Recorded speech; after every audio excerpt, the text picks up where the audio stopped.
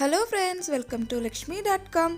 இன்னைக்கு நாம பெரியவங்கல இருந்து சின்னவங்க வரைக்கும் எல்லாருக்குமே ரொம்ப பிடிச்ச பிரெட் சாண்ட்விச் எப்படி செய்யலாம் அப்படிங்கறத பார்க்க போறோம். இந்த பிரெட் சாண்ட்விச் வந்து நம்ம ஷாப்ல வாங்குவோம்ல அதே மாதிரி கிரன்ச்சியாவும் அதே சமயத்துல ரொம்ப ஹெல்த்தியாவும் இருக்கும். எப்படி பண்ணலாம்னு பார்க்கலாம் வாங்க. இந்த சாண்ட்விச் பண்ணுறதுக்கு பெரிய வெங்காயம் அப்புறம் கொஞ்சமாக முட்டைக்கோஸ் ஒரு முட்டை இவ்வளோ போதும். நம்ம வந்து ஒரே ஒரு முட்டை சேர்த்துக்கிட்டா போதும். வெறும் பைண்டிங்காக மட்டும்தான் நம்ம வந்து முட்டை சேர்த்துக்க போகிறோம். ஏது கட் பண்ணாலும் இந்த மாதிரி நீள் வாக்கில் கட் பண்ணிக்கோங்க. அப்போ தான் அது வந்து க்ரன்ச்சியாக இருக்கும்.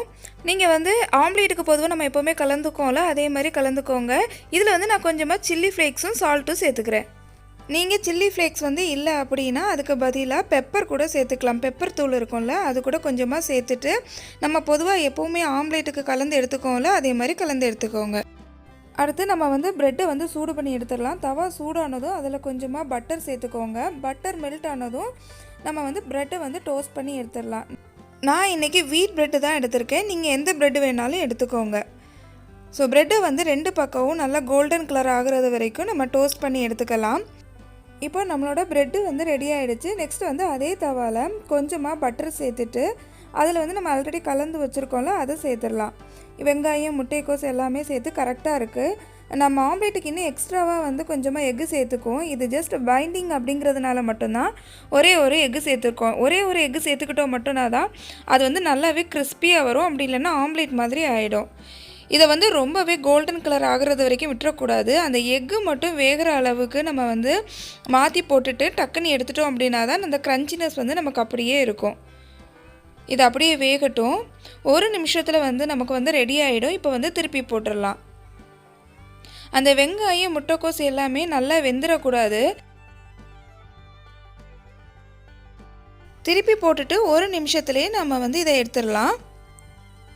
இப்போ நம்மளோட பேட்டி வந்து ரெடி ஆகிடுச்சு. நம்ம ஆல்ரெடி ஃப்ரை பண்ணி வச்சுருக்கிறோம்ல அதே ப்ரெட்டை தோசை தவா மேலே வச்சுட்டு நம்ம வந்து ஃப்ரை பண்ணி எடுத்ததையே அது மேலே வச்சிடலாம். இப்போ அது மேலே கொஞ்சமாக கெச்சப் மட்டும் நான் சேர்த்துக்கிறேன்.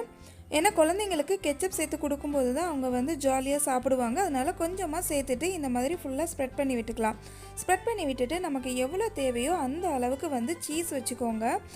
உங்களுக்கு எந்த அளவுக்கு சீஸ் பிடிக்குமோ அந்த அளவுக்கு நீங்கள் வச்சுக்கலாம். குழந்தைங்களுக்கு சீஸ் வந்து சாப்பிட்றப்போ வந்து அது அப்படியே இழுக்கிறப்போ ரொம்பவே இன்ட்ரெஸ்ட்டாக ரொம்ப ஜாலியாக சாப்பிடுவாங்க. ஸோ குழந்தைங்களுக்கு கொடுக்கும்போது கொஞ்சம் அதிகமாகவே சீஸ் சேர்த்து தரலாம். ஸோ உங்களுக்கு எவ்வளோ வேணுமோ அந்த அளவுக்கு சீஸ் சேர்த்துட்டு நம்ம ஆல்ரெடி டோஸ்ட் பண்ணி வச்சுருக்குறோம்ல ப்ரெட்டு அதை இது மேலே வச்சிடலாம். ஒரே ஒரு நிமிஷம் வச்சா போதும். அப்போ அந்த சூட்லேயே வந்து சீஸ் வந்து மெல்ட் ஆக ஸ்டார்ட் ஆகிடும். அவ்வளோதான், நம்மளோட ரொம்பவே சூப்பரான ஹெல்த்தியான நம்மளோட பிரெட் சாண்ட்விச் வந்து ரெடி ஆகிடுச்சு. இப்போ நம்ம இதை கட் பண்ணி பார்த்துடலாம் எந்த அளவுக்கு சூப்பராக வந்திருக்கு அப்படின்னு சொல்லிட்டு.